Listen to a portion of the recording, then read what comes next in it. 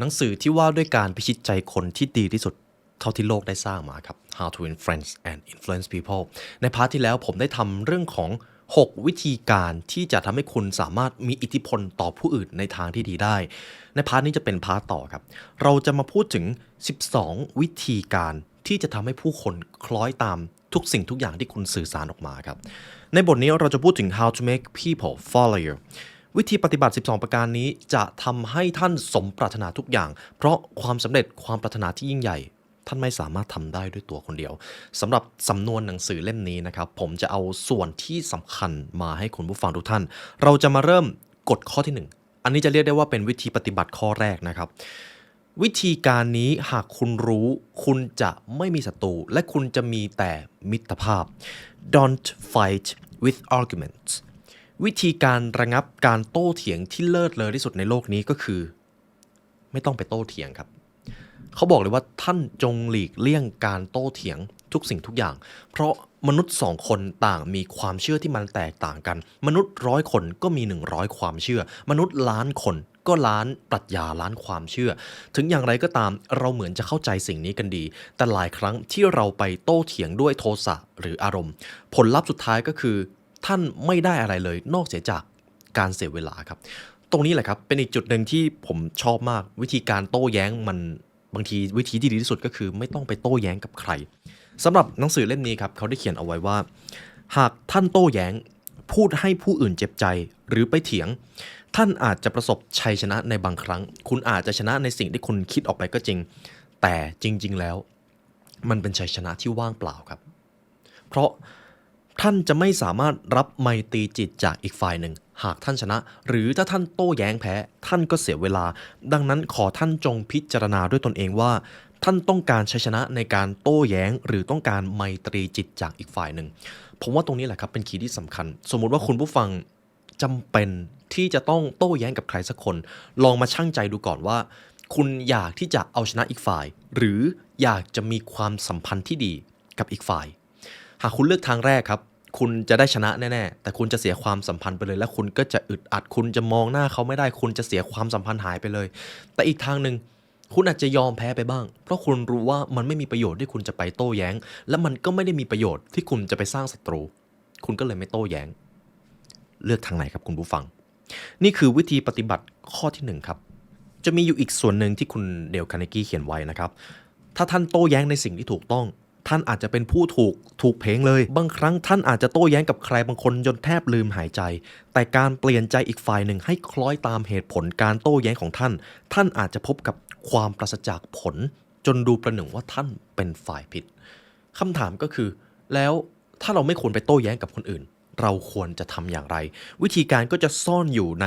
12กฎที่ผมจะพูดถึงแต่ข้อนี้ผมอยากให้คุณผู้ฟังระลึกไว้เก็บไว้เป็นปรัชญาชีวิตของตัวเองครับกฎข้อที่1บุคคลใดที่มีเจตนาที่จะได้รับประโยชน์สูงสุดเพื่อตัวของเขาเองเขาจะไม่ใช้เวลาให้หมดไปด้วยการโต้เถียงเป็นอันขาดนี่คือคำกล่าวของอับราฮัมลิงคอล์นวิธีจะระงับการโต้แย้งหรือโต้เถียงที่ดีที่สุดก็คือจงหลีกเลี่ยงการโต้แย้งนั้นเสียวิธีที่2ครับเราจะมาพูดถึง this is a sure way of making enemy and you should avoid it นี่คือวิธีการที่ฟันธง 100% ว่าท่านจะสร้างศัตรูเพิ่มดังนั้นท่านจงหลีกเลี่ยงวิธีการนี้ครับข้อนี้เราจะยังไม่ได้พูดถึงเรื่องของการสร้างมิตรนะครับแต่อย่าเพิ่งไปสร้างศัตรูเพิ่มนั่นเองผมเชื่อว่าคุณผู้ฟังเป็นนักเรียนรู้ครับแล้วพัฒนาตัวเองอยู่ตลอดเวลาซึ่งผมเชื่อว่าเหตุผลที่ทุกท่านติดตามช่อง The Library นะครับเป็นเพราะเราสรุปคีย์ที่สำคัญของหนังสือ1เล่มมาให้ทุกท่านภายในระยะเวลาไม่กี่นาทีซึ่งแน่นอนครับไม่ว่าทุกท่านจะอ่านเองหรือจะฟังผ่านพอดแคสต์ล้วนก็จะมีประโยชน์ด้วยกันทั้งนั้นแต่แบบไหนที่ง่ายและสะดวกกว่ากันซึ่งเปรียบเสมือนการดูแลสุขภาพสมองเลยครับบางครั้งการที่จะได้รับโอเมก้า3จากปลาบางทีปลาก็มีรสชาติไม่หลากหลายบางท่านก็ไม่ได้ชื่นชอบขนาดนั้นแต่ครับถ้าผมมีทางเลือกหนึ่งมาให้กับทุกท่านครับFish Oil Soft Gel ที่มีโอเมก้า3สามารถรับประทานได้ทุกวันครับสะดวกแล้วมีโอเมก้า3ที่เพียงพอสำหรับทุกท่านด้วยแบบนั้นมันจะดีกว่าไหมครับและสำหรับพวกเราครับหนึ่งในทางเลือกที่ดีที่สุดในการดูแลสุขภาพสมองก็คือการรับประทานน้ำมันปลาโอเมก้า3 Norway Daily จากแบรนด์ Quality ครับซึ่งสมองครับต้องใช้ประโยชน์จากกรดไขมันโอเมก้า3ที่มี EPA และ DHA ซึ่งเขาจะ บำรุงหรือเพิ่มประสิทธิภาพการทำงานของสมองคุณผู้ฟังที่ใช้ความคิดเยอะใช้สมองหนักเราต่างต้องการเพื่อนร่วมทางที่จะดูแลสุขภาพสมองของเราและ Clarity พร้อมที่จะเป็นส่วนหนึ่งในการเดินทางครับสะดวกรับประทานง่ายและที่สำคัญครับไม่มีกลิ่นคาวเลยครับโดยคุณผู้ฟังครับสามารถสั่งซื้อผลิตภัณฑ์โอเมก้า3 Norway Daily ได้ที่ www.clarity.asia/The Library Podcast ครับหรือจะคลิกลิงก์ข้างล่างนี้ก็ได้นะครับทุกท่านสามารถซื้อผลิตภัณฑ์นี้ได้เลยขอให้ Clarity ร่วมเป็นส่วนหนึ่งในการเรียนรู้ของพวกเราครับวิธีสร้างศัตรูที่ดีที่สุดก็คือการตีตราว่าผู้อื่นผิดผู้อื่นเลวผู้อื่นไม่ดีหากท่านทำสิ่งนี้ท่านจะได้ศัตรูมาแน่ๆดังนั้นอย่าไปตีตาว่าผู้อื่นผิดครับข้อนี้ผมว่าเป็นอีกข้อหนึ่งที่ควรมาถกกันมากแต่ไม่ว่าเวลาจะผ่านไปนานขนาดไหนมนุษย์จะมีอัตตาหรือมีความยึดมั่นในตัวเองเสมอสมมติคุณผู้ฟังเห็นใครสักคนทำผิดคุณเดินไปแล้วก็ชี้บอกเลยว่าคุณผิดคุณผู้ฟังคิดว่าเขาเชื่อในสิ่งที่คุณพูดไหมครับหรือถ้าเขาเชื่อคุณคิดว่าเขาจะทำตามสิ่งที่คุณพูดไหมครับมนุษย์แท้จริงแล้วไม่ชอบการถูกบังคับครับถ้าใครมีลูกนะครับหรือมีบุตรจะเข้าใจเรื่องนี้เลยถ้าเดินไปชี้หน้าแล้วก็บอกผิดบังคับให้ทำนู่นทำนี่เขาก็มักจะต่อต้านนั่นแหละครับคือธรรมชาติของมนุษย์มันเป็น human nature เลยสำหรับหนังสือเล่มนี้ครับอย่าเริ่มคำพูดด้วยประโยคที่ว่าผมจะทำให้คุณเห็นว่าสิ่งที่คุณพูดมันผิดอย่างนั้นอย่างนี้เขาบอกเลยว่านี่เป็นวาจาที่ไม่สมควรครับเพราะมันมีความหมายเช่นเดียวกับว่าผมน่ะวิเศษกับคุณผมจะบอกคุณสักอย่างสองอย่างเพื่อให้คุณเปลี่ยนใจนี่แหละครับขีดเส้นใต้ตรงนี้ได้เลยหากผมไปชี้หน้าบอกใครว่าเขาผิดอีกแง่หนึ่งเขาจะรู้สึกว่าผมกำลังเดินไปแล้วก็บอกว่าผมน่ะเก่งกว่าคุณผมน่ะวิเศษกว่าคุณจงฟังสิ่งที่ผมพูดซะและแน่นอนครับไม่แปลกที่มนุษย์หรืออีกคนหนึ่งเขาจะต่อต้านสิ่งที่ผมพูดจากนั้นมันคือการท้าทายดีๆนี่เองมันยั่วให้คนฟังมีความคิดเห็นตรงกันข้ามและเขาจะเกิดความต้องการที่จะเล่นงานท่านก่อนท่านจะเตรียมตัวทันด้วยซ้ำดังนั้นมนุษย์จะต้องถูกสอนเหมือนไม่ได้สอนและสิ่งใดที่เขาไม่รู้จงเสนอแก่ว่าเหมือนเขาลืมไปนั่นเองอันนี้คือคีย์เป็นกุญแจสำคัญครับมนุษย์หากคุณต้องการที่จะทำให้เขาเปลี่ยนหรือให้เขาได้รับความรู้ทำยังไงก็ได้อย่าทำให้เขารู้สึกว่าเขาถูกชี้หน้าหรือถูกสอนต้องทำให้เขารู้สึกราวกับว่าจริงๆเขารู้แหละแต่เขาลืมไปเราก็แค่มาให้คำแนะนำเพื่อเขาจะเอาไปปรับใช้นี่แหละครับมนุษย์ผมจะเล่าเรื่องราวของบุคคลผู้หนึ่งครับชื่อว่ามิสเตอร์คราวลีย์ครับมิสเตอร์คราวลีย์ครับชื่อเต็ม R.V. Crowley เป็นคนเดินตลาดของบริษัทค้าไม้ชื่อ Gardner W. Taylor แห่งนิวยอร์กนะครับในตอนนั้นครับบริษัทไม้ของคุณคราวลีย์นะครับมันเป็นเวลาหลายปีมาแล้วที่ว่าเจ้าหน้าที่ตรวจรับไม้มักจะหัวรั้นสมมตินะครับผมเป็นคุณคราวลีย์ผมเป็นคนที่เดินตลาดมักจะเป็นคนไปสอบถามลูกค้าว่าไม้ที่เราส่งไปให้เนี่ยดีหรือไม่ดีแล้วทุกๆครั้งนะครับที่ผมไปหาลูกค้าก็จะบอกว่าไม้เนี่ยไม่มีคุณภาพบ้างล่ะดูไม่สมกับมาตรฐานไม่ผ่านเกณฑ์มาตรฐานบ้างล่ะทั้งที่จริงๆแล้วคุณคราวลีย์นะครับเขารู้อยู่แก่ใจว่าไม้ที่เขาส่งไปให้มันมีคุณภาพมันผ่านมาตรฐานหมดเลยแต่ลูกค้าดูไม้ไม่เป็นต่างหากแต่ทีนี้คุณคราวลีย์รู้ครับถ้าเดินไปแล้วก็บอกว่าคุณน่ะดูไม้ไม่เป็นคิดว่าลูกค้าจะทำยังไงครับลูกค้าก็จะแบบไม่ซื้อและไม่เอาไม่ทำธุรกิจด้วยแล้วเขาจะไม่ยอมรับว่าตัวเองผิดนั่นเองและจริงๆนะครับเมื่อก่อนคุณคราวลีย์เขาก็จะไปโต้เถียงกับลูกค้าแบบนี้เลยครับแต่พอเขาได้เรียนรู้เรื่องของการสร้างอิทธิพลกับคนนี่คือวิธีการที่เขาทำในตอนนั้นมิสเตอร์คราวลีย์ประจักษ์ว่าความจริงก็คือบริษัทของเขาขาดรายได้ไปปีละหลายพันเหรียญจากชัยชนะในการโต้แย้งของเขาโต้แย้งชนะลูกค้าเขาทุกครั้งครับแต่เขาสูญเสียรายได้ซึ่งมันก็คือแพ้นั่นเองและในวันหนึ่งมีเสียงโทรศัพท์ดังขึ้นในสำนักงานของมิสเตอร์คราวลีย์ครับเหมือนเดิมเลยครับลูกค้าหงุดหงิดและฉุนเฉียวมากเขาบอกว่าไม้กระดานที่บริษัทคุณคราวลีย์ส่งไปมีคุณภาพไม่เป็นที่พอใจและขอร้องให้ทางบริษัทเอาไม้กลับคืนไปซึ่งแน่นอนครับส่งไปแล้วเอาคืนมันมีค่าใช้จ่ายมันมีต้นทุนสูงอยู่แล้วคุณคราวลีย์ก็เลยใจเย็นก่อนครับสุขุมก่อนแล้วก็ไปที่โรงงานของลูกค้าไปเช็คดูไม้สิ่งที่เจอนะครับคุณคราวลีย์ครับเขาเช็คดูไม้ทุกเมตรทุกตารางเมตรไม้ของเขาผ่านมาตรฐานทุกชิ้นครับแล้วด้วยความที่เขาเป็นผู้เชี่ยวชาญด้านไม้อยู่แล้วแต่สิ่งที่เขาเห็นเลยก็คือลูกค้าดูไม้ไม่เป็นเขาก็เลยมองไปสักพัก และสิ่งที่เขาพบก็คือโรงงานของลูกค้านะครับคนที่มาตรวจสอบไม้เป็นคนที่เชี่ยวชาญสำหรับไม้เนื้อแข็งแต่ไม้ของบริษัทคุณคราวลี่เป็นไม้สนขาวครับซึ่งมันจะเป็นคนละประเภทเลยดังนั้นผู้ตรวจสอบของฝ่ายลูกค้าก็ขาดความรู้และความชำนาญแต่สิ่งที่คุณคราวลี่ทำเขาไม่ได้โต้แย้งเขาทำแบบนี้เอ่อคุณเห็นว่าไม้ที่ผมส่งไปยังไม่ได้ผ่านมาตรฐานพอจะอธิบายให้ผมได้ไหมครับว่ามีตรงไหนที่อยากให้ผมปรับปรุงบ้างเผื่อผมจะเอาไปพัฒนากับธุรกิจในรอบหน้านี่คือสิ่งที่มิสเตอร์คราวลี่ทำครับแล้วฝ่ายลูกค้าก็เลยค่อยๆพูดครับว่าเนี่ยมันยังดูไม่ผ่านเกณฑ์อะจากที่ผมเรียนมามันไม่ใช่แบบนี้นะครับคุณคราวลี่ก็ตอบว่าอ๋ออันนี้ผมเพิ่งรู้เลยนะครับเนี่ยว่าสิ่งที่คุณเรียนมันจะเกี่ยวกับไม้เนื้อแข็งผมเพิ่งรู้ว่าไม้สนอ่อนมันมีความแตกต่างกับไม้เนื้อแข็งแบบนี้โอ้ขอบคุณสำหรับความรู้มากเลยครับถ้างั้นสำหรับไม้รอบนี้เดี๋ยวผมจะยอมเอากลับคืนไปก่อนก็ได้ครับเพราะมันอาจจะไม่พอใจกับคุณลูกค้าแต่รอบหน้าเดี๋ยวผมจะคัดไม้ที่คุณต้องการที่ดีที่สุดมาให้เลยหลังจากนั้นครับคุยไปคุยมาคุยถูกคอลูกค้าก็เริ่มรู้สึกอ่อนๆแล้วว่าเอ้ยเดี๋ยวนะเมื่อกี้มิสเตอร์คราวลี่เขาบอกว่าเราตรวจด้วยวิธีการตรวจแบบไม้เนื้อแข็งแต่อันนี้เป็นไม้สนอ่อนหรือว่าเราผิดวะลูกค้าเริ่มรู้สึกครับลูกค้าเริ่มรู้สึกผิดภายในตัวเองโดยที่มิสเตอร์คราวลี่ก็ไม่ได้บอกตรงๆพอหลังจากนั้นแหละครับเกิดความเชื่อใจซึ่งกันและกันแน่นอนครับเขาใช้ความรอบคอบอย่างที่สุดเพื่อที่จะไม่ให้ลูกค้ารู้สึกว่าตัวเองผิดผลก็คือความคิดของลูกค้าค่อยๆเปลี่ยนไปจากเดิมครับสุดท้ายลูกค้าก็ยอมรับด้วยตัวเองว่าเขาไม่ชำนาญเรื่องไม้สนขาวแล้วก็ถามเรื่องข้อมูลไม้เหล่านั้นใหม่ก็เลยตรวจใหม่ก็เลยรู้ว่าอ๋อจริงๆแล้วไม้ที่บริษัทคุณคราวลี่ส่งมาเนี่ยมันเป็นไม้สนขาวและมันก็ผ่านคุณภาพทุกชิ้นเลยเห็นไหมครับคุณผู้ฟังอย่าไปโต้แย้งครับพอไม่โต้แย้งแล้วก็ไม่ไปตีตาหน้าว่าอีกฝ่ายผิด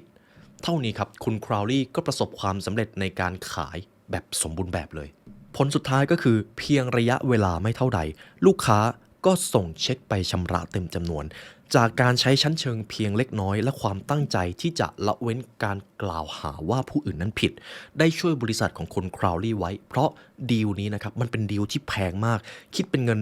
150เหรียญในสมัยนั้นนะครับซึ่งนานมากและได้ช่วยให้บริษัทคุณคราวลี่ไม่เสียชื่อเสียงซึ่งคิดเป็นจำนวนเงินไม่ได้เลยเพราะชื่อเสียงมันแพงมาก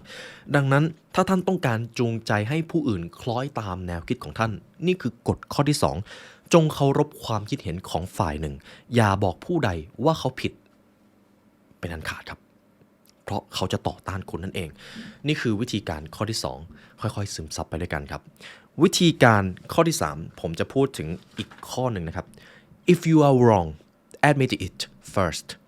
ถ้าท่านผิดจงรีบสารภาพด้วยความหนักแน่นอย่าได้รอช้าครับอย่าได้รอ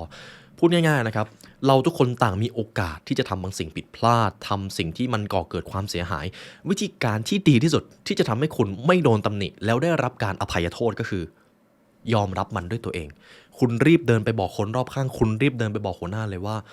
ผมได้ก่อความผิดพลาดขึ้นครับแล้วผมมาขอรับโทษหรืออะไรทำนองนี้คือคุณผู้ฟังครับ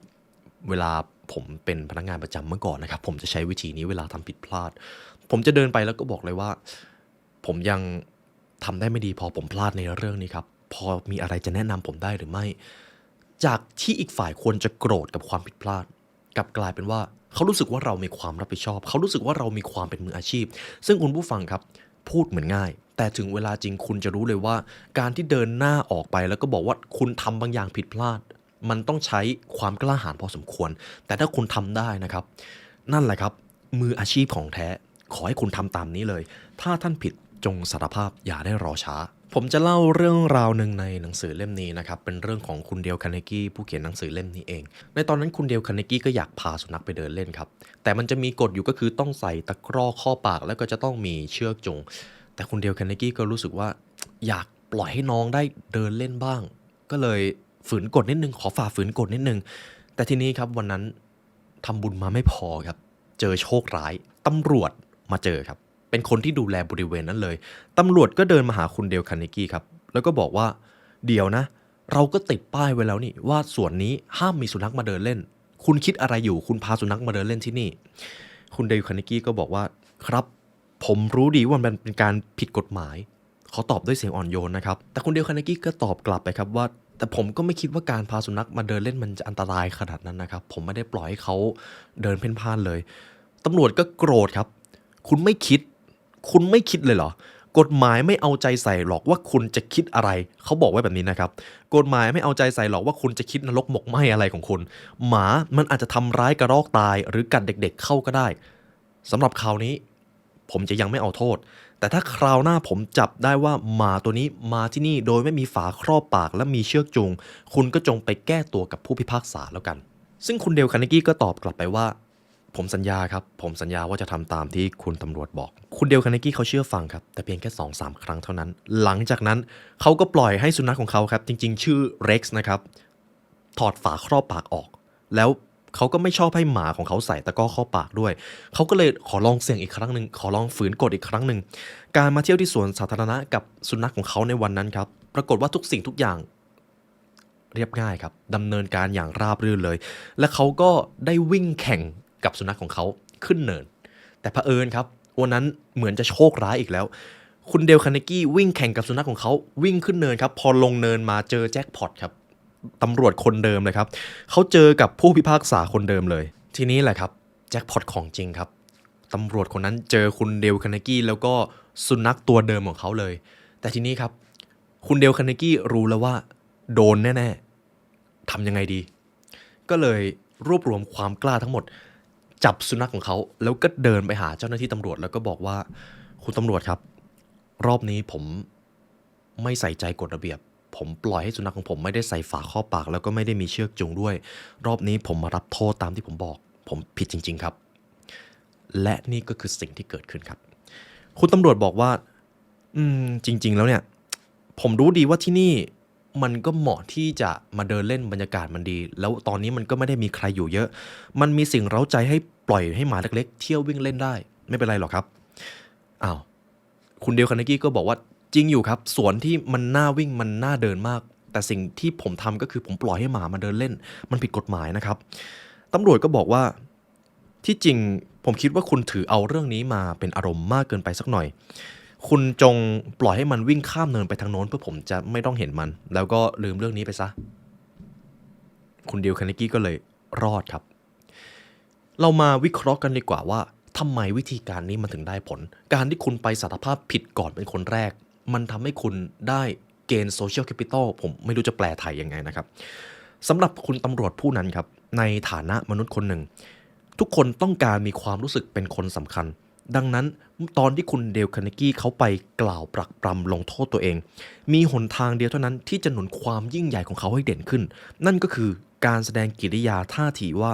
เขาเป็นคนใจกว้างและมีความเมตตากรุณาหากคุณเดลคาร์เนกี้พยายามแก้ตัวในตอนนั้นนะครับแน่นอนครับเราทุกคนรู้ดีว่าคุณตำรวจก็น่าจะไม่ปล่อยไว้ท้ายบทนี้ผมจะอ่านประโยคนึงให้คุณผู้ฟังนะครับซึ่งอาจจะถ่ายทอดเหตุผลของกฎข้อนี้ได้ดีที่สุดเมื่อเราเป็นฝ่ายถูกเราจงชักจูงอีกฝ่ายหนึ่งให้มาสู่แนวทางแห่งความคิดของเราอย่างสุภาพและนุ่มนวลแต่เมื่อเราเป็นฝ่ายผิดถ้าเรามีใจเที่ยงตรงเราจะพบว่าความจริงเรามักจะเป็นฝ่ายผิดอยู่บ่อยๆเรามักจะทำอะไรผิดพลาดไปบ้างในชีวิตขอให้เราจงยอมรับผิดโดยเร็วด้วยความรีบร้อนและกระตือรือร้นวิธีรับผิดนี้ไม่เพียงแต่จะนำผลลัพธ์อันพิศวงมาให้ในชีวิตไม่ว่าท่านจะเชื่อหรือไม่ก็ตามด้วยการใช้วิธีนี้จะทำให้เราเกิดอารมณ์สนุกยิ่งกว่าการพยายามแก้ตัวโปรดจำสุภาษิตนี้ไว้ว่าด้วยการต่อสู้ท่านจะไม่ได้รับเป็นที่พอใจแต่ด้วยการยอมจำนนท่านจะได้รับมากกว่าที่ท่านหวังดังนั้นนี่คือกฎข้อที่3ถ้าท่านผิดจงรับผิดอย่าได้รอช้าและรับด้วยเสียงหนักแน่นครับคุณผู้ฟังเรามาถึงกันที่กฎข้อที่3แล้วนะครับต่อไปผมจะพูดถึงกฎข้อที่4 A drop of honey จงมีมิตรไมตรีน้ำผึ้งเพียงหยดเดียวมันดียิ่งเสียกว่าน้ำบรเพชร100,000 แกลลอนที่มาที่ไปของประโยคนี้คืออะไรผมจะอ่านให้ฟังนะครับนี่คือหนทางที่เลิศเลอที่สุดที่จะทำให้คุณเข้าถึงใจคนสมมุตินะครับคุณผู้ฟังต้องการจะไปพบเจอคนหนึ่งมีสีหน้าบึ้งตึงไม่เปิดรับดูไม่ยิ้มแย้มแล้วก็ดูหาเรื่องด้วยกับอีกคนหนึ่งดูท่าทีมีมิตรไมตรีมีรอยยิ้มมีบุคลิกที่น่าคบหาคุณอยากจะสานสัมพันธ์กับใครครับ แน่นอนก็จะต้องเป็นคนที่2ใช่ไหมครับสำหรับหนังสือเล่มนี้ครับก็เขียนไว้เลยว่าหากท่านถูกยั่วให้เกิดโทสะและท่านพูดใส่หน้าอย่างไม่อั้นแก่ผู้ยั่วโทสะของท่านสักประโยค2ประโยคท่านอาจจะสบายใจที่ได้ระบายความโกรธออกไปแต่อีกฝ่ายหนึ่งล่ะเขามีส่วนสบายใจเหมือนท่านหรือเปล่าหรือเขาโกรธและเกลียดท่านยิ่งกว่าเดิมขอให้ท่านระลึกสิ่งนี้ไว้ว่าหากท่านส่งโทสะหรือระบายความอัดอั้นตันใจไปที่ใครไม่มีใครในโลกนี้จะพอใจกับสิ่งที่ท่านทำขอให้ท่านระลึกไว้สิ่งนี้ผมจะเล่าเรื่องราวหนึ่งให้ฟังนะครับของคุณ Rocky Fowler ในตอนนั้นครับคุณ Rocky Fowler เป็นอีกคนหนึ่งที่เป็นมหาเศรษฐีในตอนนั้นครับเกิดปัญหาอย่างหนึ่งก็คือบริษัทของคุณ Rocky Fowler ครับกำลังถูกสหภาพแรงงานก็คือกลุ่มคนที่ทำงานแล้วต้องการที่จะเปลี่ยนแปลงสักอย่างระบบค่าตอบแทนหากมีเกิน2คนก็ถือว่าเป็นสหภาพนะครับแล้วเขาจะเรียกสิ่งนั้นว่าสไตรเกอร์ครับสไตรเกอร์เป็นกรรมกรที่อยู่ในบ่อถ่านหินซึ่งเลือดร้อนโมโหกันมากเพราะต้องการเงินเดือนจากนายจ้างเงินเดือนมันน้อยเหลือเกินต้องการขึ้นเงินเดือนนั่นเองแต่สิ่งที่สไตรเกอร์เหล่านั้นทำก็จะค่อนข้างรุนแรงครับพวกเขาทำลายทรัพย์สินต่างๆของบริษัทจนทางการต้องส่งกองทหารมารักษาความสงบการนองเลือดได้เกิดขึ้นครับพวกสไตรเกอร์ก็ถูกยิงจนร่างพรุนในยุคเวลานั้นและมันเป็นอะไรที่รุนแรงมากคุณร็อกกี้เฟลเลอร์เห็นปัญหานี้ครับกรรมกรหรือชนชั้นแรงงานต้องการผลตอบแทนต้องการสิทธิประโยชน์มากขึ้นแต่ทางบริษัทเองก็รู้ว่าทุกอย่างมันต้องมีขอบเขตคุณร็อกกี้เฟลเลอร์เห็นความขัดแย้งแบบนั้นนี่คือวิธีการที่เขาทำแล้วมันได้เปลี่ยนแปลงผลลัพธ์ไปโดยปริยายในตอนนั้นครับจะมีอยู่ช่วงเวลาหนึ่งที่คุณร็อกกี้เฟลเลอร์จะต้องไปกล่าวปราศัยให้กับเหล่าชนชั้นแรงงานแต่ก่อนหน้านั้นนะครับคุณร็อกกี้เฟลเลอร์รู้ดีว่าบางทีการที่ชนชั้นแรงงานรู้สึกต่อต้านเจ้าของกิจการหรือประธานบริษัทอาจจะเป็นเพราะเราไม่เคยมาเชื่อมต่อความสัมพันธ์กันจริงๆเลยคุณร็อกกี้เฟลเลอร์ก็เลยไปที่บ้านของชนชั้นแรงงานเหล่านั้นไปเยี่ยมเยียนครอบครัวไปเยี่ยมเยียนลูกหลานของพวกเขาให้พวกเขาได้รู้สึกว่าเราก็มีไมตรีจิตกับพวกท่านเหมือนกันนะเราต่างเป็นคนที่ต้องทำงานเหมือนกันเพียงแค่ว่าเรามีหน้าที่ที่ไม่เหมือนกันเท่านั้นเองคุณร็อกกี้เฟลเลอร์ก็ทำแบบนี้ไปเรื่อยๆครับจนเมื่อถึงวันหนึ่งที่เขาจะต้องกล่าวปราศัยคุณร็อกกี้เฟลเลอร์พอขึ้นไปกล่าวปราศัยเขากล่าวไว้แบบนี้วันนี้เป็นวันที่พิเศษอย่างยิ่งสำหรับข้าพเจ้านับว่าเป็นครั้งแรกที่ข้าพเจ้าโชคดีได้มาพบกับคณะผู้แทนของกรรมกรแห่งบริษัทที่ยิ่งใหญ่แห่งนี้ในวันนี้เราอาจจะแทบไม่เคยรู้จักกันเลยหากตัวผมไม่เคยไปพบปะหรือไปเยี่ยมเยียนกับทุกๆท่านแต่ก่อนหน้านี้ผมได้ไปพบปะครอบครัวของทุกท่านผมได้ไปพบปะลูกหลานได้ไปทำความเข้าใจวิถีชีวิตของพวกท่านทำให้ตัวผมสามารถเข้าใจความเป็นอยู่ของทุกท่านได้ดีมากยิ่งขึ้นด้วยเหตุนี้เองเราจึงไม่ได้มาพบกันที่นี่ในฐานะคนแปลกหน้าแต่ในฐานะมิตรที่จะต้องการหาแนวร่วมเพื่อที่จะผลักดันความสำเร็จไปด้วยกันดังนั้นข้าพเจ้ามีความยินดีที่มีโอกาสได้มาปรึกษาหารือกับท่านเพื่อรักษาผลประโยชน์ซึ่งกันและกันและหลังจากนั้นก็มีการเจรจาเรื่องผลประโยชน์นะครับแต่สิ่งที่มันสำคัญก็คือไม่ว่าคุณร็อกกี้เฟลเลอร์จะพูดอะไรต่อจากนั้นกรรมกรหรือชนชั้นแรงงานที่โกรธชนชั้นผู้ประกอบการอยู่แล้วกลับสามารถมาร่วมมือกันได้มากขึ้นเพราะอะไรครับเพราะคุณร็อกกี้เฟลเลอร์เขาเลือกที่จะเข้าหาชนชั้นแรงงานด้วยไมตรีจิตไมตรีจิตก็คือน้ำผึ้งเพียงหยดเดียวน้ำผึ้งเพียงหยดเดียวครับมีมูลค่ามากกว่าน้ำบรเพชร100,000 แกลลอนมันหวานมันหอมมันดึงดูดผึ้งตัวอื่นๆแต่น้ำบรเพชรครับมันขมมันไม่ได้มีรสชาติที่ชวนอร่อยแต่อย่างใดเลยเป็นที่มาของบทความนี้ครับหากบุคคลใดมีใจปวดร้าวด้วยความขุ่นแค้นและโกรธเคืองท่านอยู่ท่านจะไม่สามารถจูงใจเขาให้คล้อยตามแนวคิดของท่านได้เป็นอันขาดแต่ถ้าเราใช้วิธีสุภาพอ่อนโยนอย่างเป็นกันเองยิ่งอ่อนโยนและยิ่งกันเองมากมายเท่าใดก็ยิ่งดีเท่านั้นเราสามารถจูงใจเขาเหล่านั้นให้คล้อยตามแนวคิดของเราได้ย้อนกลับไปนะครับหากคุณร็อกกี้เฟลเลอร์เป็นคนที่ต่อต้านชนชั้นแรงงานไม่เข้าหาไม่พูดคุยแถมยังจะใช้ความรุนแรงใส่ด้วยผลลัพธ์ที่เกิดขึ้นมันก็จะแย่ยิ่งกว่าเดิมเพราะสุดท้ายแล้วไม่ว่าจะเป็นผู้ประกอบการหรือชนชั้นแรงงานต่างก็ต้องร่วมรักษาผลประโยชน์แล้วทำงานร่วมกันหากไม่มีความสามัคคียังไงบริษัทก็ไปไม่รอดนั่นเองฉะนั้นครับสำหรับกฎข้อที่ 4นี่คือสิ่งที่ลินคอล์นพูดนะครับน้ำผึ้งเพียงหยดเดียวจับแมลงวันได้มากกว่าน้ำบรเพชร 1,000 แกลลอนจงเริ่มต้นด้วยมิตรไมตรีเมื่อท่านต้องการจูงใจให้ผู้อื่นคล้อยตามท่าน ต่อไปเรามาถึงกันที่วิธีการที่5แล้วนะครับ The Secret of Socrates เคล็ดลับชั้นยอดของโซเครติสครับที่จะทำให้ท่านสมหวังในทุกการเจรจาสิ่งที่ผมพูดไปก่อนหน้านี้ไม่ใช่เรื่องเกินจริงครับกุญแจสำคัญก็คือจงทำให้อีกฝ่ายตอบรับด้วยคำว่าครับค่ะใช่ถูกต้องเห็นด้วยจงเริ่มต้นด้วยการทำให้อีกฝ่ายพูดคำนี้บ่อยๆในทุกๆครั้งของการเจรจาคุณผู้ฟังครับนี่คือความลับของโซเครติสแล้วมันทรงพลังมากเพราะอะไรในชีวิตของเรานะครับมันจะต้องมีการเจรจามีการต่อรองอยู่แล้วครับโดยเฉพาะอย่างยิ่งในชีวิตการทำงานแต่ปัญหาก็คือไม่ใช่ทุกคนใช่ไหมครับที่จะมีความสามารถในการที่ทำให้อีกฝ่ายตอบรับหรือยอมรับข้อเสนอของตัวเองได้นี่คือวิธีแรกและจะเป็นวิธีที่เปลี่ยนแปลงชีวิตคุณผู้ฟังไปตลอดกาลเวลาเริ่มต้นสนทนาที่จะต้องการเจรจาอะไรกับใครนะครับทำยังไงก็ได้ครับให้อีกฝ่ายพูดตอบตกลงกับคุณให้มากที่สุดเช่นวันนี้สบายดีไหมครับอ๋อสบายดีครับวันนี้ผมเห็นเดินทางมาอากาศดีมากเลยนะครับวันนี้ยังไงเขาก็ต้องตอบว่าครับนะครับส่วนใหญ่เพราะอีกฝ่ายก็คงไม่ได้อยากจะมาถกเถียงอะไรเรื่องแบบนี้หรือถ้าผมเห็นสังเกตคนอะไรได้อีกสักหน่อยวันนี้เดินทางมาคนเดียวเลยเหรอครับเนี่ยถ้าเขาตอบว่าครับก็เป็นอีกจุดหนึ่งที่ผมสามารถได้ใจเข้ามาและอีกฝ่ายไม่รู้ตัวด้วยสมมุติผมกำลังคุยกับใครสักคนหนึ่งเขาเป็นคนที่ชอบทำธุรกิจเขาอาจจะพูดว่าผมเป็นคนที่เรียนรู้เรื่องของการทำธุรกิจมานานมากเลยผมหลงไหลในสิ่งนี้มากในวันนี้ก็เลยเป็นโอกาสดีครับที่ผมสามารถสร้างความสำเร็จมาได้จากการเรียนรู้ของตัวเองผมฟังเขาสักพักผมจะตอบกลับแบบนี้อ๋ออันนี้คุณเรียนรู้เรื่องธุรกิจมาตั้งแต่เด็กๆแสดงว่าคุณจะหลงไหลในสิ่งนี้มากเลยจริงไหมครับเนี่ยหรือใช่ไหมครับเนี่ยยังไงเขาก็ต้องตอบว่าใช่ถ้าผมทำแบบนั้นได้นะครับผมจะทำให้อีกฝ่ายเปิดใจมากขึ้นและทีนี้ทุกคนก็รู้ความลับผมหมดเลยแต่นี่แหละครับคือสิ่งที่เป็นความลับของโซเครติสครับเขาบอกเลยว่าจง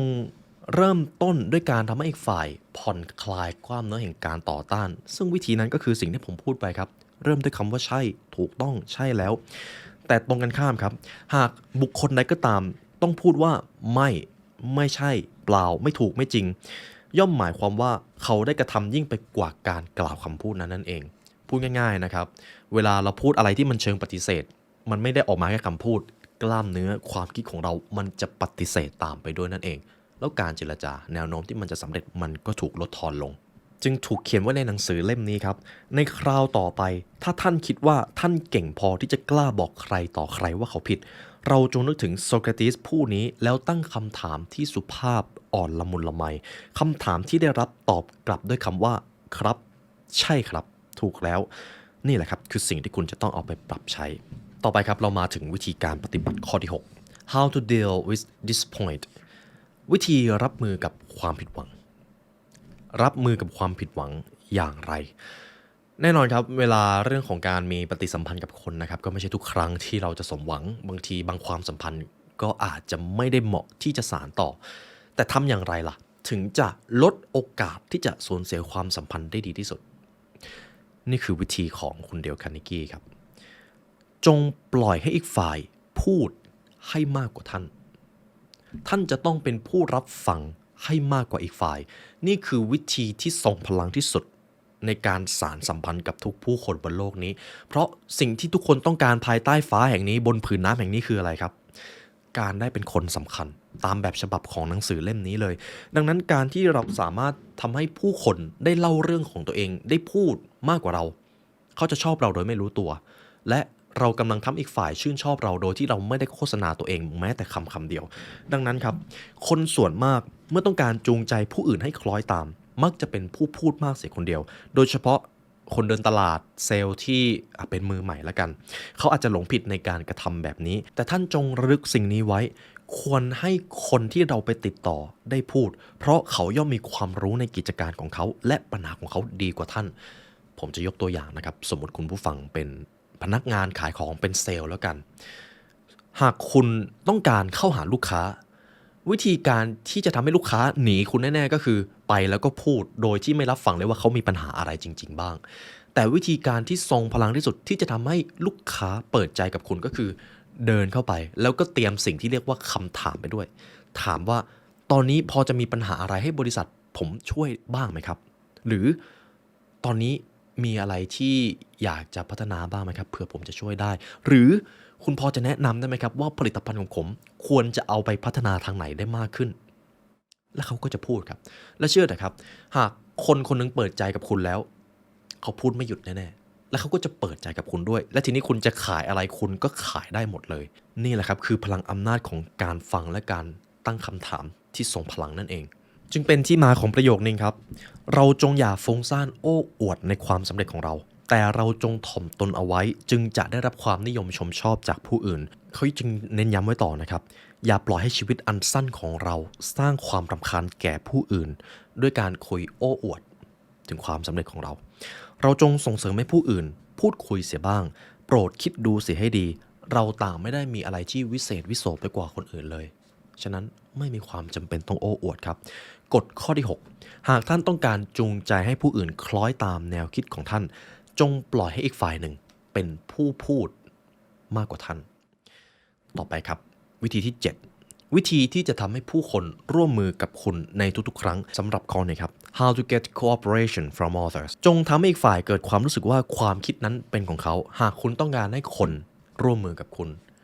ข้อนี้นะครับเดี๋ยวผมจะอธิบายเพิ่มแล้วคุณผู้ฟังจะเข้าใจเลยเพราะตอนที่ผมอ่านตอนแรกๆก็ยังรู้สึกว่ายังต้องเรียนรู้เพิ่มมนุษย์นะครับไม่ชอบการถูกบังคับถ้าไม่เชื่อถ้าคุณมีลูกคุณจะเข้าใจสิ่งนี้ดีครับลองไปถามคนที่เขามีลูกเลยยิ่งบังคับยิ่งไม่ทำตามดังนั้นวิธีการที่ดีที่สุดที่จะทำให้คนอยากทำในสิ่งที่คุณอยากให้เขาทำก็คือทำให้เขารู้สึกว่าเขาอยากทำสิ่งนั้นด้วยตัวเองจงมอบเครดิตความคิดนี้ให้เขาด้วยหากเขาเสนอความคิดอะไรไปก็ตามหากท่านรู้สึกเลื่อมใสในความคิดที่ท่านค้นพบด้วยตัวเองท่านก็จะยิ่งอยากลงมือทำยิ่งอยากผลักดันความคิดนั้นผมจะยกตัวอย่างตอนที่ผมบริหารองค์กรอยู่นะครับเวลาผมจะอยากให้พนักงานหรือทีมงานทำอะไรวิธีที่ผมทำผมจะไม่ค่อยไปชี้นิ้วสั่งแต่ผมมักจะถามว่าเขาทำกันแบบนี้ได้ยังไงอะผลงานแบบนี้พอจะมีวิธีอะไรมาแนะนำผมได้บ้างพอคุยไปคุยมาครับเขารู้สึกว่าเขามีไอเดียและเขาก็รู้สึกว่าเขาเป็นเจ้าของไอเดียและเขาก็จะอยากทำงานนั้นด้วยตัวเองโดยที่ผมไม่ได้ไปสั่งอะไรเลยนี่คืออิทธิพลอันทรงพลังของการมอบเครดิตทางความคิดให้คนครับหรืออีกตัวอย่างหนึ่งนะครับสมมติคุณผู้ฟังมีลูกแล้วกันครับวิธีการนี้จะทำให้ลูกของคุณอยากทำในสิ่งที่คุณอยากให้เขาทำโดยที่ไม่ต้องไปชี้นิ้วสั่งสมมติว่าคุณอยากให้ลูกตั้งใจเรียนสมมติผมมีลูกชายผมจะไปบอกลูกชายของผมลูกคิดว่าการตั้งใจเรียนเนี่ยมันทำให้เราได้ประโยชน์อะไรจากการกระทำนี้บ้างเขาก็อาจจะตอบกลับมาได้บ้างครับเช่นเป็นที่รักของคุณครูมีการได้รับการยอมรับจากเพื่อนมีอนาคตที่ดีจากการมีเกรดที่ดีโอ้แสดงว่าลูกเห็นเยอะเลยนี่ว่าการเรียนมันสำคัญลูกว่าเกรดเฉลี่ยที่เราเรียนไปเนี่ยมันสำคัญไหมถ้าสมมติลูกตอบว่าจริงๆมันก็สำคัญนะครับแล้วตอนนี้ลูกว่าลูกมีวิธีการอะไรบ้างที่จะทำให้ได้เกรดการเรียนดีๆผมก็อาจจะอ่านหนังสือมากขึ้นตั้งใจเรียนมากขึ้นโหแสดงว่าลูกเนี่ยมีไอเดียดีเลยผมก็อาจจะถามต่อแล้วลูกคิดว่าเนี่ยปีเนี้ยลูกอยากทำเกรดดีๆไหมแน่นอนครับส่วนใหญ่นะครับก็จะบอกว่าอยากได้เกรดดีๆทีนี้แหละครับพอผมถามไปเรื่อยๆเขาเริ่มเสนอวิธีการมาแล้วว่าอ๋อจะต้องอ่านหนังสือเยอะๆจะต้องดูแลสุขภาพจะต้องพยายามทบทวนบทเรียนทำงานส่งตามเวลาพอเขาพูดออกมาเองเขาจะรู้สึกว่าเขาต้องทำตามที่ตัวเองพูดนี่คือมนุษย์ครับมนุษย์เวลาพูดอะไรออกไปลึกๆแล้วก็รู้สึกว่าเขาเป็นเจ้าของคำพูดของตัวเองดังนั้นครับการที่ทำให้คนรอบข้างพูดในสิ่งที่เขาควรทำออกมาเองจะเป็นวิธีการที่ดีที่สุดที่จะทำให้ผู้คนทำตามและร่วมมือกับคุณจงใช้คำถามนั่นเองครับสำหรับเรื่องนี้เขาบอกว่าถ้าคุณต้องการจูงใจให้ผู้อื่นคล้อยตามแนวความคิดของท่านจงทำอีกฝ่ายหนึ่งเสนอไอเดียหรือทำให้อีกฝ่ายหนึ่งเกิดความรู้สึกว่าความคิดนั้นเป็นของเขาความสำเร็จนั้นเกิดขึ้นจากการตั้งใจเริ่มต้นของเขาเองวิธีการที่8ครับ A formula what will work for you สูตรอันมหัศจรรย์ที่จะดลบันดาลทุกความปรารถนาแก่ท่านจงพยายามอย่างสุจริตใจที่จะมองสิ่งต่างๆในแง่คิดเห็นของอีกฝ่ายครับในสุภาษิตของไทยก็คือเอาใจเขามาใส่ใจเรานั่นเองเมื่อใดก็ตามที่คุณสามารถรู้ได้ว่าทำไมเขาถึงเป็นคนแบบนี้ลองคิดดูซิว่าเขาเติบโตมาแบบไหนถูกเลี้ยงดูมาอย่างไรอ๋อถ้าเราเป็นคนที่อยู่ในสภาพแวดล้อมแบบเดียวกับเขาเนี่ยเราก็อาจจะไม่ต่างจากเขาก็ได้นะ การที่เรามีกรอบความคิดแบบนี้ครับจะทำให้เราเป็นคนมีเสน่ห์มากขึ้นและเราสามารถเข้าถึงใจคนได้มากขึ้นเพราะ1คนก็1ความคิด100พ่อพันแม่ใช่ไหมครับในชีวิตนี้เราจะต้องเจอนับไม่ถ้วนเลยแต่ละคนแต่สิ่งที่คุณเดลคาร์เนกีเขาแนะนำก็คืออย่าเพิ่งรีบตัดสินคนบางคนอาจจะทำสิ่งที่คุณรู้สึกว่ามันแปลกๆหรือมันไม่ดีแต่ขอให้คุณลองเข้าไปวิเคราะห์ดูก่อนว่าอะไรเป็นเหตุผลที่ทำให้เขาเป็นแบบนั้นหากคุณรู้ถึงเหตุผลแล้วคุณอาจจะเข้าใจเขามากขึ้นหรือถ้าคุณรู้แล้วว่าอ๋อคนนี้อาจจะไม่ได้เหมาะกับเราเท่าที่ควรคุณก็อาจจะตีตัวออกห่างมาจากเขาด้วยความเข้าใจไม่ใช่เพียงเพราะการตัดสินด้วยอคติของตัวเองคุณจะมีสติปัญญาในการเลือกความสัมพันธ์มากขึ้นนั่นเองครับต่อไปครับวิธีปฏิบัติที่9 This is what everybody want สิ่งที่มนุษย์ปุถุชนทุกคนต่างต้องการท่านจงเข้าใจในสิ่งนี้จงเห็นใจต่อความรู้สึกนึกคิดและความปรารถนาของอีกฝ่ายหนึ่งเสมอครับผมว่าข้อนี้บางครั้งเราเหมือนจะเข้าใจแต่บางทีเราก็ทำพลาดสมมุติมีใครสักคนมาปรึกษาอะไรเรานะครับบางทีเขาอาจจะไม่ได้อยากคำแนะนำจากเราเขาอาจต้องการเป็นแค่ใครสักคนฟังเขาเข้าใจเขาแล้วก็รู้สึกเหมือนที่เขารู้สึกบ้างแต่บางทีครับเวลามีใครมาปรึกษาเรามักจะโพล่งคำแนะนำออกไปก่อนเลยโดยที่อีกฝ่ายอาจจะยังพูดไม่จบด้วยซ้ำวิธีการนี้มันเหมือนจะดีครับคุณให้คำแนะนำเขาไปแต่จริงๆแล้วเขาไม่ได้ต้องการและเขาอาจจะต่อต้านคุณกลับมาด้วยซ้ำเพราะคุณไม่ฟังเขานั่นเองเพราะภายใต้ท้องฟ้าแห่งนี้บนผืนดินบนผืนน้ำแห่งนี้สิ่งที่มนุษย์ทุกคนต้องการคืออะไรครับการเป็นคนสำคัญครับการที่ทำให้เขารู้สึกว่ามีคนรับฟังเขามีคนคอยเข้าใจเขาเขาจะให้ใจกับท่านกลับไปนั่นเองวิธีการที่10 and appeals that everybody like มนุษย์ทุกคนชอบการร้องขอจงกล้าที่จะขอร้องนั่นเองครับวันหนึ่งคุณผู้ฟังจะร่วมงานจะต้องมีการร่วมงานกับผู้อื่นหากเราต้องการให้ใครทำอะไรการบังคับจะเป็นวิธีที่ต้นทุนต่ำที่สุดมันเหมือนจะได้ผลแต่ในระยะยาวมันจะเกิดผลเสียมากกว่าผลดีแต่ในทางตรงกันข้ามกับบังคับคือการขอร้องครับคุณพอจะช่วยทำอันนี้ให้หน่อยได้ไหมครับพอดีตอนนี้ผมเจอปัญหาหนักมากเลยพอจะมีเวลาช่วยหน่อยไหมครับการที่เราพูดแบบนี้ครับมันจะเป็นการทำให้อีกฝ่ายรู้สึกว่าเขามีความสามารถเขารู้สึกมีความสำคัญกับเราทุกๆครั้งนะครับส่วนใหญ่ขอให้พยายามร้องขอหรือขอร้องหากต้องการให้ใครทำอะไรก็ตามอย่าใช้วิธีการบังคับเพราะถ้าคุณใช้วิธีการบังคับบ่อยๆนะครับมันจะเป็นการทำลายความสัมพันธ์โดยไม่จำเป็นนั่นเองข้อที่11 How to sell everything in the world วิธีการขายทุกอย่างบนโลกเตรียมการนำเสนอให้เราใจครับ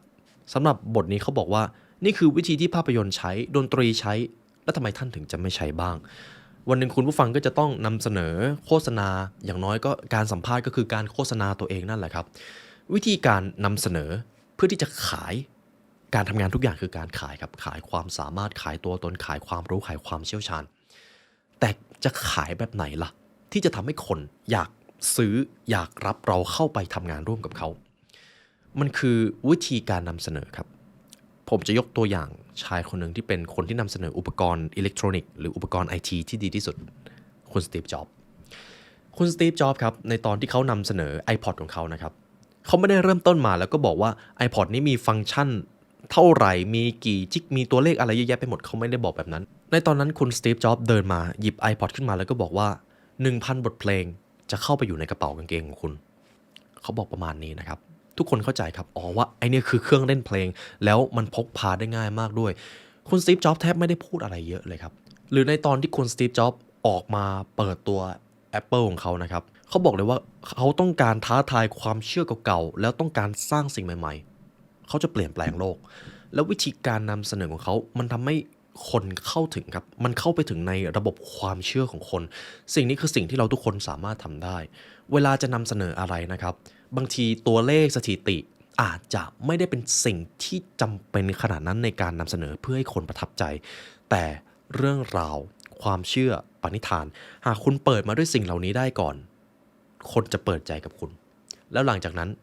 ตัวเลขที่มันซับซ้อนค่อยว่ากันทีหลังก็ได้ครับถ้ามันจำเป็นจะต้องนำเสนอ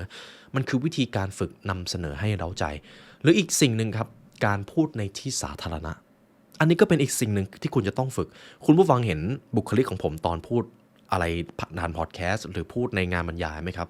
ผมเองก็ฝึกนะครับแล้วผมเห็นเลยว่ามันมีรูปแบบการนำเสนอที่สำคัญมากที่เรามักจะมองข้ามเช่นบุคลิกการใช้น้ำเสียงการเล่าเรื่องสิ่งเหล่านี้บางทีผมก็จะมีพลาดบ้างแต่ก็จะพยายามฝึกฝนอยู่เสมอเพราะบางทีครับเพียงแค่สิ่งที่ผมพูดก็ไม่อาจสามารถทำให้คนประทับใจได้แต่มันมีอะไรอยู่นอกเหนือกว่านั้นอีกเยอะเลยแต่ประเด็นสำคัญอยู่ตรงนี้ครับหากคุณนำเสนอสิ่งใดได้เร้าใจและเข้าถึงคนไม่ว่าคุณจะต้องการอะไรต้องการขายอะไรคุณจะประสบความสำเร็จกับความปรารถนานั้นไม่ว่าจะเร็วหรือช้าแต่วันนั้นจะมาถึงต่อไปครับวิธีปฏิบัติข้อสุดท้ายข้อที่12 When nothing else work try this เมื่อทุกอย่างไม่เกิดผลลองวิธีนี้ดูหากคุณต้องการทำให้คนเข้ามาร่วมมือหรือทำอะไรสักอย่างที่คุณต้องการแต่เขาดื้อเหลือเกินเขาไม่ทำกันเลยนี่จะเป็นอีกวิธีหนึ่งที่ถูกเขียนไว้ในหนังสือเล่มนี้ครับในช่วงเวลานั้นครับคุณชาล ชวอปส์ครับมีผู้จัดการโรงถลุงเหล็กอยู่คนหนึ่งซึ่งไม่สามารถทำให้คนงานผลิตงานได้ตามปริมาณที่ต้องการ productivity มันน้อยมากเลยนั่นเองเขาก็เลยถามมันเป็นไปได้อย่างไรทำไมคนทำงานในโรงถลุงเหล็กผลิตงานได้ไม่ถึงเกณฑ์เท่าที่ควรผู้จัดการก็เลยบอกว่าผมก็ไม่รู้เหมือนกันครับผมปลอบก็แล้วผมบังคับก็แล้วดุก็แล้วขู่ว่าจะลงโทษแล้วไล่ออกก็แล้วแต่ก็ไม่เกิดผลงานไม่เดินหน้าเลยการสนทนานี้ครับกระทำกันเมื่อเวลาเลิกงานในตอนเย็นก่อนคนงานกะกลางคืนจะมาทำงานพูดได้อีกอย่างก็คือคุณชาวชวอปกับผู้จัดการครับกำลังพูดคุยกันในช่วงเย็นครับกะเช้าจะเลิกงานและกะค่ำจะเข้ามาแทนคุณชาวชวอปทำแบบนี้ครับผมขอช็อกสักอันหนึ่งให้ผมหน่อยช็อกที่เขียนกระดาษนะครับแล้วเขาก็หันมาทางคนงานผู้หนึ่งซึ่งยืนอยู่ใกล้ๆแล้วก็ถามไปว่ากะเช้าวันนี้นะครับงานของคุณทำวันนี้ได้รับความร้อนทั้งหมดกี่หน่วยความร้อนในการถลุงเหล็กพนักงานครับคนงานก็บอกว่าวันนี้เราได้รับความร้อนระดับ6ครับคุณชาวชวอปไม่ได้พูดอะไรก็เขียนบนพื้นนะครับเอาช็อกของเขาเขียนไปที่พื้นเลข6แล้วก็เดินกลับบ้านไปสักพักเมื่อคนกะกลางคืนครับมาทำงานเขาเห็นเลข6ก็ถามว่าไอ้เลข6นี่มันอะไรใครมาเขียนเขาก็เลยบอกกันว่าอ๋อวันนี้เจ้านายใหญ่มาที่นี่แล้วแกถามว่าวันนี้เราทำงานได้รับความร้อนกี่หน่วยเราตอบไปว่า6เจ้านายใหญ่ก็เขียนลงไปที่พื้นเช้าวันรุ่งขึ้นครับชาวชวอปมาดูโรงงานอีกรอบหนึ่งสิ่งหนึ่งที่มันเปลี่ยนไปก็คือเลข6ที่คุณชาวชวอปเขาเขียนไว้ตอนนี้ได้เปลี่ยนเป็นเลข7แล้วครับผลที่ตามมาก็คือกะกลางคืนครับเห็นว่าอ๋อกะเช้าทำได้6งั้นเราทำให้มันได้ระดับ7เลยแล้วกันขิงนั่นเองขิงแล้วทีนี้ครับ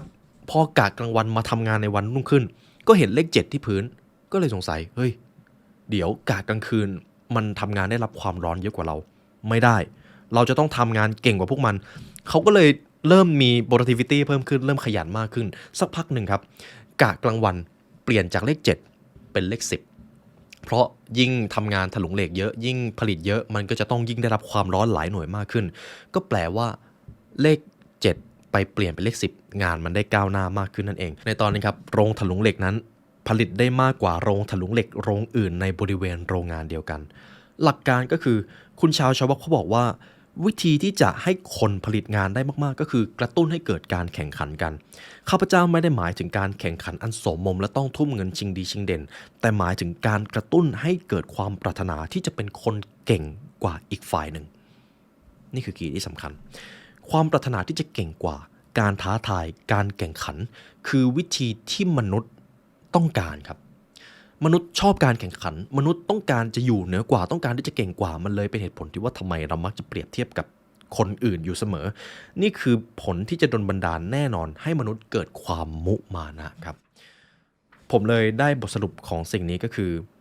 มันคือความสำเร็จที่ทุกคนชอบครับถึงแม้ว่ามันจะดูยากดูว่ามันจะต้องมีการท้าทายกันเกิดขึ้นแต่ท้ายที่สุดแล้วเราทำงานเราก็อยากจะมี career path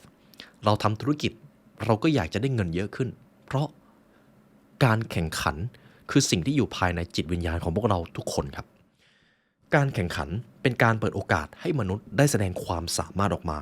การแข่งขันเป็นการเปิดโอกาสให้มนุษย์ได้พิสูจน์คุณค่าในตัวเองของเขาเพื่อไปสู่จุดหมายแห่งการเป็นคนเก่งและชัยชนะเนื่องจากเหตุนี้จึงได้มีการวิ่งแข่ง การแข่งกีฬาตลอดจนการแข่งขันกินขนมทั้งนี้มาจากความปรารถนาที่จะเป็นคนเก่งและความปรารถนาที่จะเป็นคนสำคัญนั่นเองครับดังนั้นถ้าท่านต้องการจูงใจบุคคลอื่นบุคคลที่องอาจห้าวหาญบุคคลที่มีสมรรถภาพให้คล้อยตามแนวความคิดของท่านจงพูดท้าทายและทำให้พวกเขาได้แข่งขันให้พวกเขาได้ดึงศักยภาพของตัวเองออกมาครับ